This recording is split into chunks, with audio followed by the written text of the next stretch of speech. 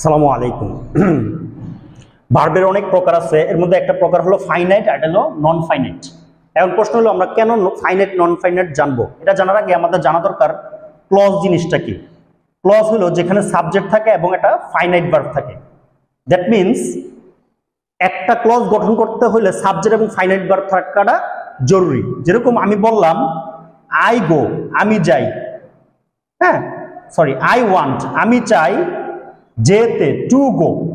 তাহলে এই যে সাবজেক্ট এবং ওয়ান্ট একটা ভার্ব আছে, টু গো এখানে ভার্ব আছে, কিন্তু হ্যাঁ ওয়ান্ট হলো ফাইনাইট ভার্ব আর গো এর আগে টু দেওয়ার কারণে এটা হয়েছে নন ফাইনাইট ভার্ব। এখন এটা কিভাবে বুঝবো কোনটা ফাইনাইট কোনটা নন ফাইনাইট? যেই ভার্ব দিয়ে টেন্স চিনা যায় সেটাকে বলা হয় ফাইনাইট ভার্ব। মানে টেন্স চিনতে পারলে, টেন্স যদি চেনা যায় তখন এটাকে বলা হয় ফাইনাইট ভার্ব। যেমন আই ওয়ান্ট টু গো, আমি যেতে চাই, কিন্তু যদি বলতাম আই ওয়ান্টেড তখন কিন্তু টু গো চেঞ্জ হতো না, টু গো। তাহলে দ্যাট মিনস ওয়ান শব্দটা বর্তমান থেকে অতীত হয়েছে, কিন্তু টু গো কোনো চেঞ্জ হয় নাই। তাহলে ওয়ান শব্দটা এখানে ফাইনাইট ভার্ব। তাহলে যেই ভার্বগুলা প্রেজেন্ট ফর্ম হইতে পারে, পাস্ট ফর্ম হইতে পারে, বা থার্ড ফর্মের পূর্বে হ্যাভ এজ হ্যাড থাকে, অথবা হ্যাঁ অ্যামিজার ওয়াজার, বিভার্ব মানে তো আমরা জানি অ্যামিজার ওয়াজার, ভার্বের সাথে আইএনজিও হয়, তৃতীয়রূপও হয়। আমরা জানি অ্যামিজার ওয়াজার পরে কিন্তু তৃতীয়রূপও হয়। যেমন রাইস ইজ ইটেন, ভাত খাওয়া হয়, তখন ইটেন শব্দটা তৃতীয়রূপ না। বা আই এম ইটিং, তো এম এর পরে হ্যাঁ অ্যামিজার ওয়ার পরে আইএনজি হইতে পারে, তৃতীয়রূপ হইতে পারে। অ্যাক্টিভ হলে আইএনজি, প্যাসিভ হলে তৃতীয়রূপ। কারণ জানি অ্যাক্টিভ বাক্যে আইএনজি হয় আর প্যাসিভ বাক্যে তৃতীয়রূপ হয়। তারপরে modal shall, should, will, would, can, could, may, might, must, এগুলোর পর ভার্বের কয় নাম্বার রূপ হয়? প্রথম রূপ বা প্রেজেন্ট ফর্ম। দ্যাট মিনস এগুলো দিয়ে কোনো না কোনো টেন্স গঠিত হয়, এর জন্য এটাকে ফাইনাইট ভার্ব বলা হয়।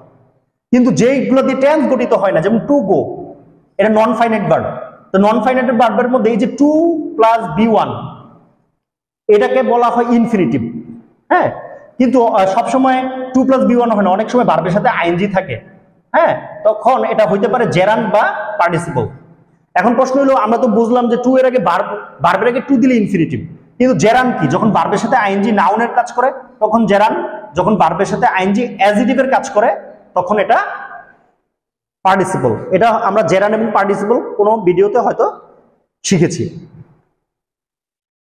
তো এখন আপাতত আমরা জানলাম তো জেরান্ট হলো কি, তাহলে ভার্বের সাথে আইএনজি নাউনের মতো কাজ করে, আর পার্টিসিপল কি ভার্বের সাথে আইএনজি যেমন অ্যাডজেক্টিভের মতো কাজ করে।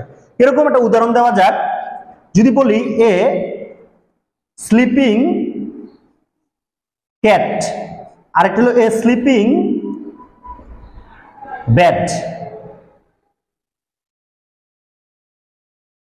হ্যাঁ, তো এই যে আমরা স্লিপিং ক্যাট আনলাম অথবা স্লিপিং ব্যাট শব্দটা আনলাম, কি ক্যাট কিন্তু স্লিপ করতে পারে কিন্তু ব্যাট কিন্তু স্লিপ করতে পারে না। That means cat is sleeping, তো এটা আলাদা করা যায়, দ্যাট মিনস এটা অ্যাডজেক্টিভ। তাহলে এটা হলো পার্টিসিপল, আর এটা আলাদা করা যায় না, এটা তখন কি নাউন। কারণ স্লিপিং ব্যাট জিনিসটাই একটা, যে ব্যাটটা আমরা আনি ঘুমানোর জন্য।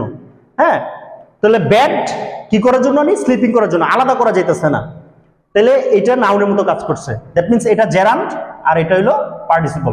তাহলে জেরান্ট, পার্টিসিপল আর ইনফিনিটিভ এগুলোকে বলা হয় নন ফাইনাইট ভার্ব, আর যেই ভার্ব দিয়ে টেন্স চিনা যায় সেগুলোকে বলা হয় ফাইনাইট ভার্ব। আরেকটা যদি উদাহরণ দেই, যে ইনফিনিটিভ দিয়ে তো উদাহরণ দিলেন, জেরান্ট দিয়ে একটা উদাহরণ দেন।